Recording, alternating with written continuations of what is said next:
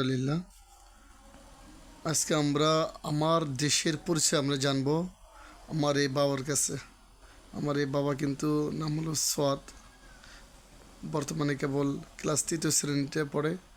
দেখি বাংলাদেশ সম্পর্কে তার কীরকম ধারণা আছে। তোমার দেশের নাম কি? গণপ্রজাতন্ত্রী বাংলাদেশ। বাংলাদেশের আয়তন কত? 1,48,460 বর্গ কিলোমিটার। ঢাকার পূর্ব নাম কি? জাহাঙ্গীরনগর। বাংলাদেশের মোট বিভাগ কয়টি? 8টি। বাংলাদেশের রাষ্ট্রধর্ম কি? ইসলাম। বাংলাদেশের জাতীয় বনের নাম কি? সুন্দরবন। বাংলাদেশের মুদ্রার নাম কি? টাকা। বাংলাদেশের প্রথম জাতীয় পতাকা কে উত্তোলন করেন? আসাম ও আব্দুর রব।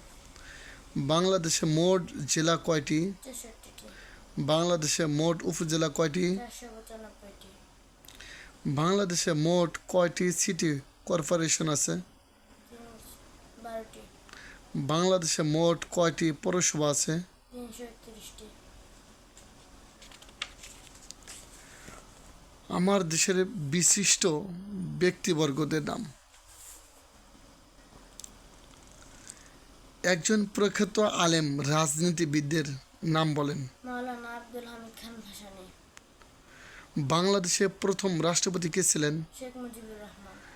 বাংলাদেশের প্রথম প্রধানমন্ত্রী কে ছিলেন? মাওলানা হাফেজ তাজউদ্দিন আহমেদ।